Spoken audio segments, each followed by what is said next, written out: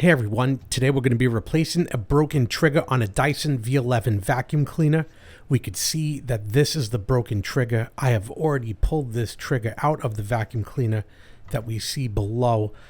And the reason I did this is that this trigger is one of the first parts to be assembled in the vacuum cleaner, and I have to tear down everything to get to it, and the vacuum cleaner would have been really dirty, and it would have been hard to see the disassembly of this.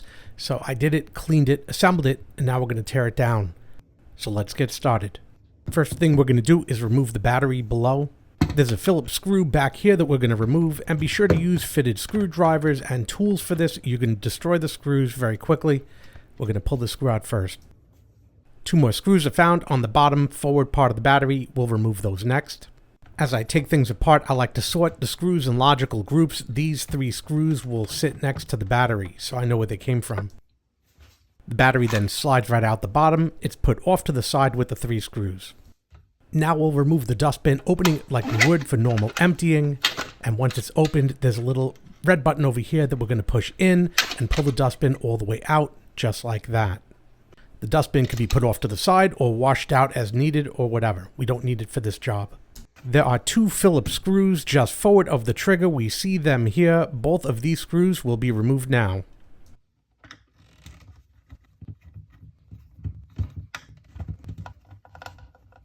These two screws will be grouped together and put off to the side. The rear filter is twisted and removed as it would be for normal maintenance.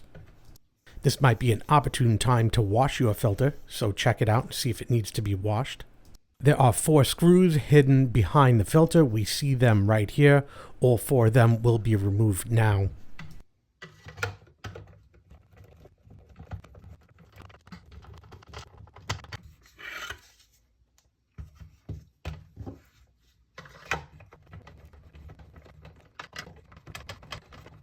I've been collecting these screws as I've been unscrewing them.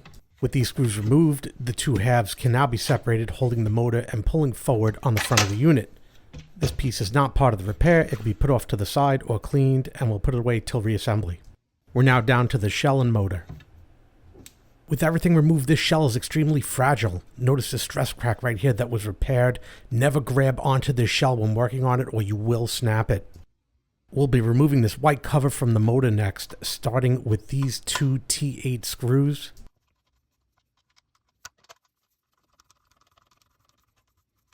These will be stored together with the white cover. Where this rectangular raised bump is a pry point right under here to separate the cover, easily done with a small screwdriver. We can now separate this slightly, and we could see the connector going through the cover out the other side, so we just push it in like that, and now the white cover could be removed. We're going to store those two screws with this cover. Some newer models of this motor have hot glue on this circuit board that needs to be removed by hand before you can proceed. We could see that this older model does not have that glue, but once glue is removed, this trigger wire can be removed by flicking it up just like this, and then having this connection brought out of the way, like so. Note that from this position, the connector on the left is positive and the right is negative, and left will be a red cable. You can't see that it's red right now, but the left one is positive, right is negative. We'll use our T8 to loosen these screws holding in these battery connections. First, the positive one, as you see here, and these two screws will be stored with that white cover. These are special screws. Now all three cables are disconnected from the motor. Using a small screwdriver as a guide, I push these connectors down and under the circuit board, under the plastic, so they could fall out behind from under the motor. It's a little bit off camera, but you could see what I'm doing here as it comes back up. We can see it's now under the circuit board, and now we should be able to pull the motor forward and out of the unit as these cables are no longer holding it in. And now the motor's removed. This can be blown out with air and put off to the side. With only a few pieces left, we hold the shell straight up, and we see two hex screws holding in this small piece, which we'll remove now. Remembering at no time to grab onto this area of the shell because it's very delicate and it will crack. So just a warning. Both of these screws will be removed with our T8, which sits at a slight angle, so you're not hitting it head on. It's not impossible to do, it's just slightly more difficult this way.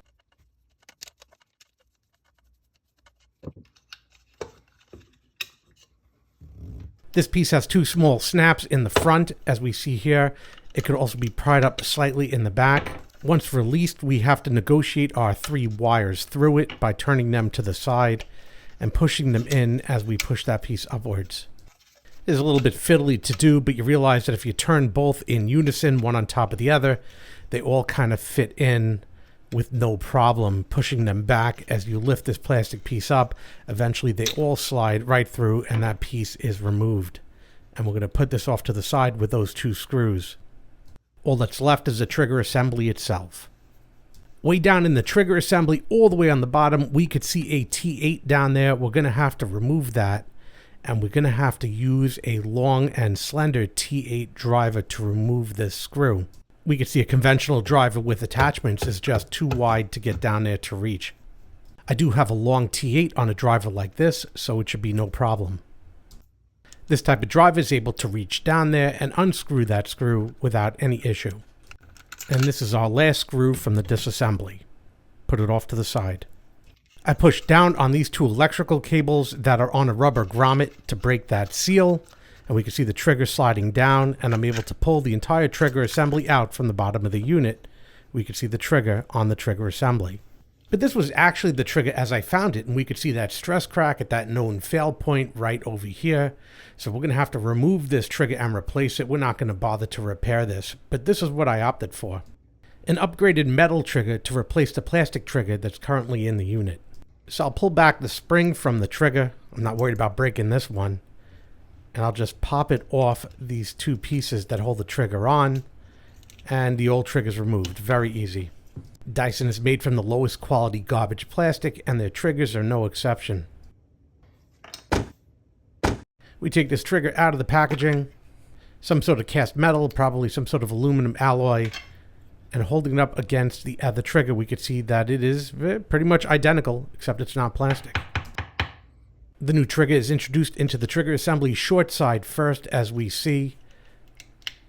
That hole is secured, it wraps around, the second one secured, and once both are secured, we squeeze that spring and put it in its holder. The trigger is now fully installed. That was it.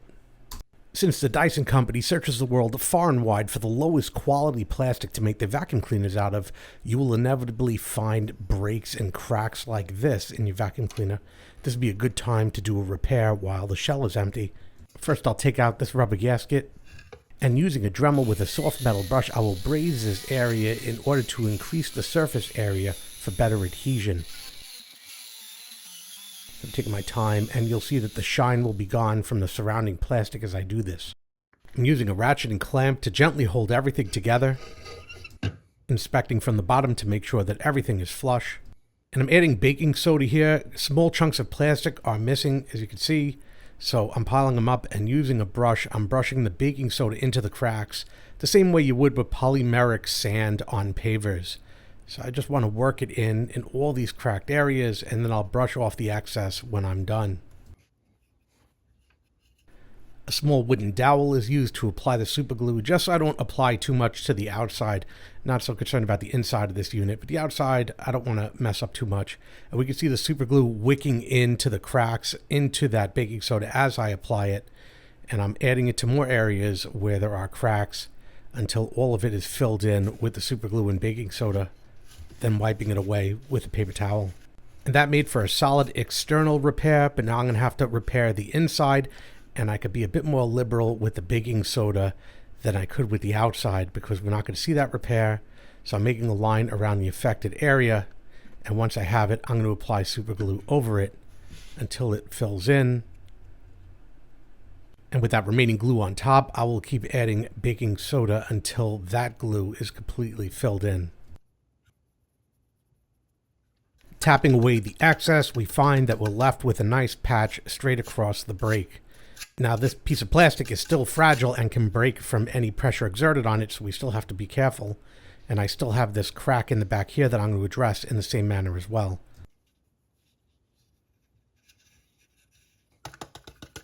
Now, while the crack repairs are completed, I'll wash this and proceed with the rebuild. With the 3 cables straightened, the trigger assembly will be slid back up into the housing. Once it's partially up into the housing, looking at the other side, we can pull the 3 cables through so they don't get stuck. I'm using a pick or a screwdriver or a pair of pliers, something to grab onto the cables just to help them through that small hole.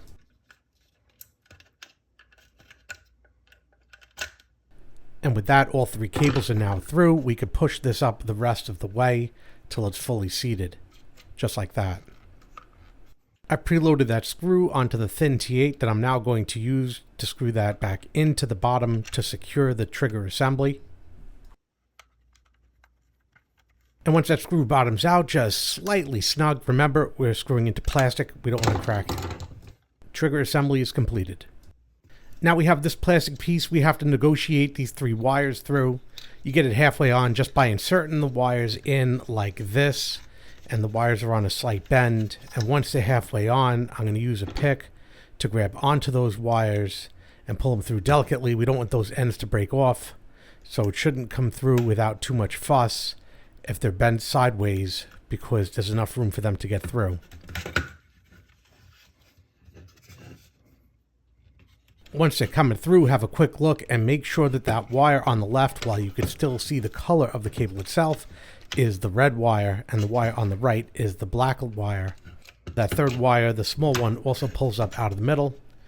Once they're all up, we could then re-rotate them 90 degrees so they're all facing upwards. And this is how it should look when it's done, just like that. This cover now snapped down into position. The 2 T8 screws will be reintroduced.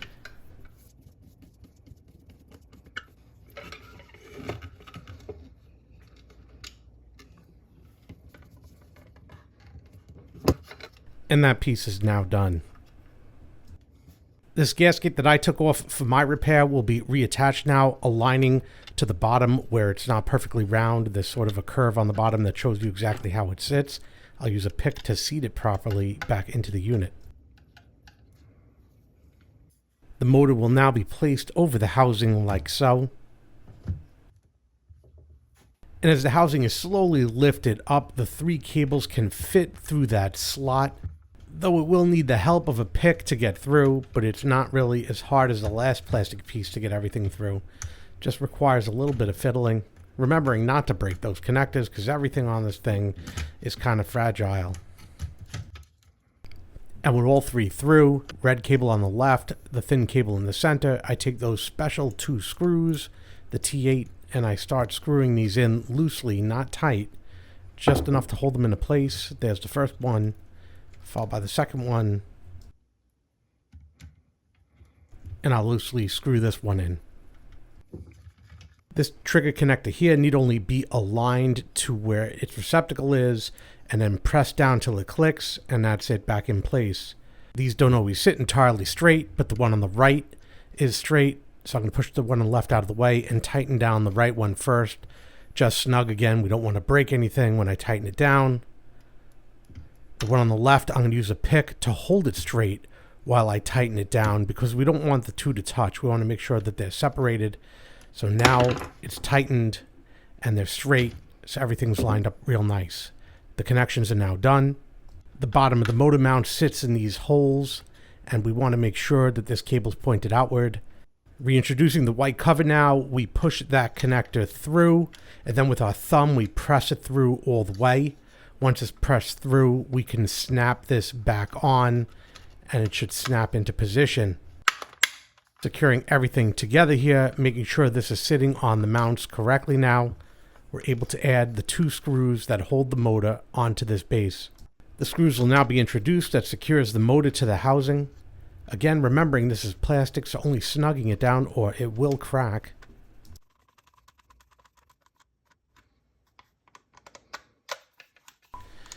And with this done, the toughest part of this project is now completed. Temporarily installing the battery just for testing, noticing the trigger pops out when the battery is installed, and we do see an indication on the LCD screen. The trigger does feel good, but we're going to install the filter temporarily just so we could try it for a second. And yep, that sounds good. Very good.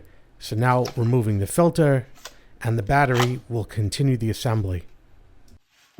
Chose to take the time during this repair to clean everything in the vacuum cleaner and wash everything.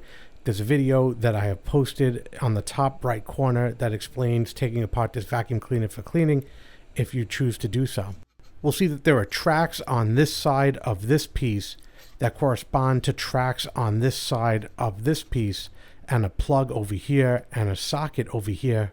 Lining everything up, everything should slide in together and lock into position just like this.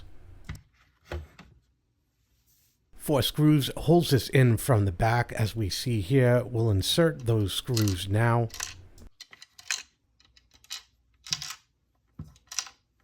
And I'm going to screw them in first with my small screwdriver because it's easier and I'm not worried about over tightening them. But once all of them are screwed in sufficiently, I'll use my bigger screwdriver just to tighten everything down. And again, everything is just going to be snug, and that's it. Now we'll reinsert the 2 screws just in front of the trigger.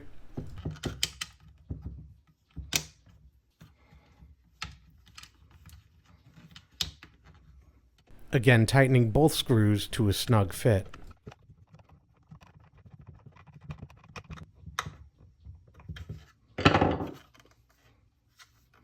We can see following this line all the way around that everything is tightened and seated perfectly. So we continue with the installation of the battery, which just pops in from the bottom, popping the trigger out upon installation. 2 screws go in up front.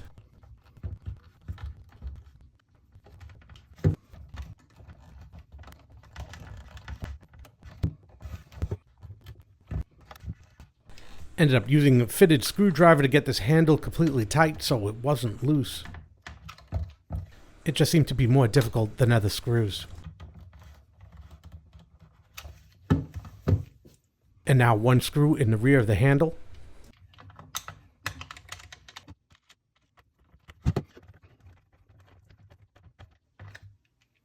Again, we see that we have power. Now we can add the filter, so we pop it in now. With the alarm cleared, we give it a try. Now we'll slide the dustbin onto the vacuum. It's a little bit difficult because the seal has to flap around as it's first inserted, but we line up the track and then give it just a little push. We can see that black seal is facing forward, and then it has to flap through, and now it's in. Now it should be no problem and operate normally. Give it a couple of tries. The lid flips open. Everything's looking good. Try it from the handle. It's working. The vacuum cleaner is now completely assembled and ready for use. I hope you found this video on the Dyson V11 trigger swap and plastic repair enjoyable, entertaining, and informative. Do me a favor, hit that like button down below, helps me out a lot when you do, and hit that subscribe button to be informed of more videos like this when they come out. Again, I hope you enjoyed this video. Thanks for watching. Thanks for watching. Would you like to reply?